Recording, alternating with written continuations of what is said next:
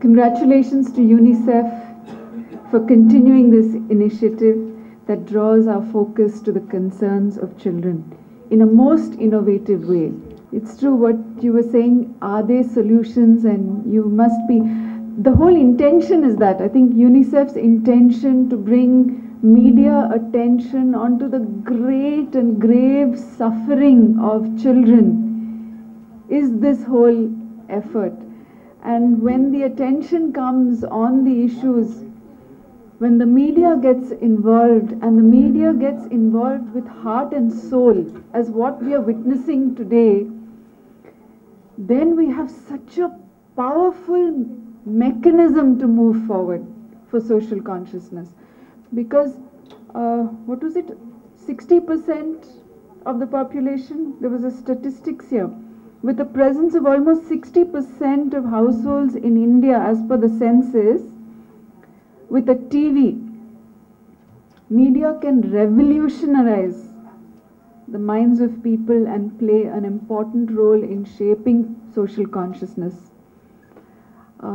So we're just seeing this powerful giant wake up. It is truly an honor.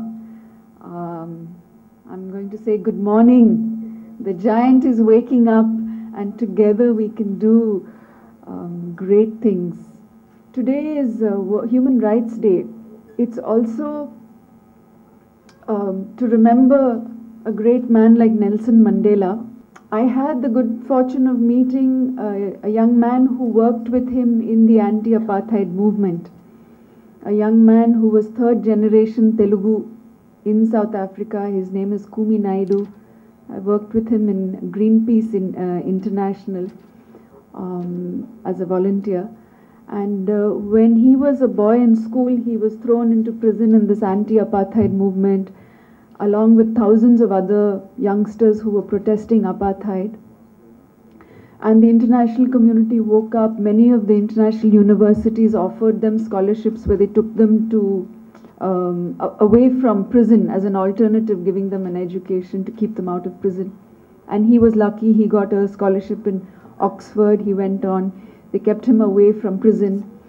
So when Nelson Mandela took over as the first president of South Africa, he called back these youngsters from all over, and they came back, and he gave Kumi Naidu the responsibility, who was a graduate by then, to head the literacy program, because that's how the white government had suppressed the South African people. So the literacy program took over, and Kumi Naidu shares one truth, which is a sad truth that even a great person like Nelson Mandela couldn't do anything about. And this truth was that within 1 year of forming a new democratic government, the people who had given their lives, who were willing to give their lives for the struggle of freedom, it took them 1 year to become the oppressor. The oppressor, perhaps even worse than the white apartheid government. And Nelson Mandela couldn't do anything about it. And this, on Human Rights Day, I think is a discussion we all need to have, that the human design is flawed. And therefore, I mean, a simple thing like diphtheria. My mother had a younger sister who died of diphtheria during World War II. And today we're still seeing it in India. The only way to prevent disease is vaccination. That's the only way. Vaccination eradicates the disease. And if we haven't mastered it here, I mean, it's shameful. World War II and current day India is still the same. However, yeah, so the human design is slightly flawed, and thereby we need to put checks and mechanisms in place where we don't allow the system to become the oppressor or the destroyer. And that's why organizations like UNICEF, they are the watchdogs of the government. And where the government is failing, it is the duty of UNICEF to bring the government's attention. I really appreciate our speaker, Mr. Manohar, to take the time out to come, because most of the time our leaders don't take the time out to come. They don't want to face the difficult, bitter truth of what they see around them. And this bitter truth is what we request our speaker, Mr. Manohar, to take to the cabinet, to take to the assembly. And while they are fighting about their next seat into power, they should be actually talking about the problems of the people. Having been associated with the UNICEF Awards for over 4 years now, I can vouch that the rise and the recognition and the value of this prestigious award, as we have heard from all of you, is unmatched. And the growing number of good programs that draw our attention to children's issues in our state. Previously, this award was exclusively for the girl child, and now it's expanded to child-related programs. I welcome the broadening of this canvas, and I'm equally glad to note that gender focus continues to drive our attention, and the awards went to many girl-child-related programs this year. I want to congratulate the jury, many esteemed people here, and I see repeatedly people of social consciousness are so few. We see them repeatedly in different forums, speaking up for different causes.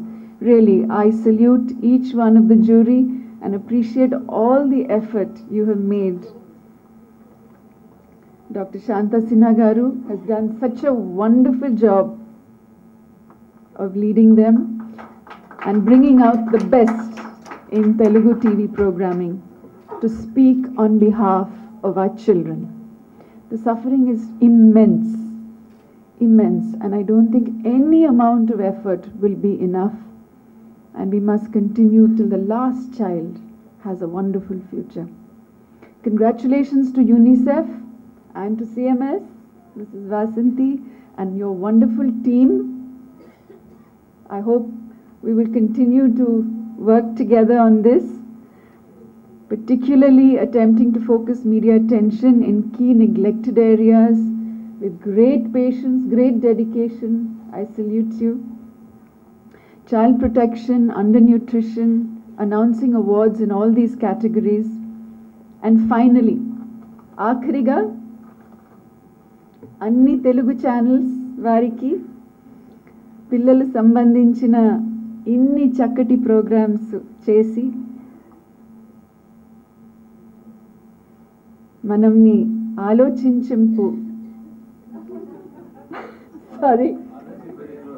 ఆలోచింపచేస్తున్నందుకు నా హృదయపూర్వక శుభాకాంక్షలు. ఇలా చేస్తానే ఉండండి, మేము చూస్తానే ఉంటాము. Thank you, కృతజ్ఞతలు.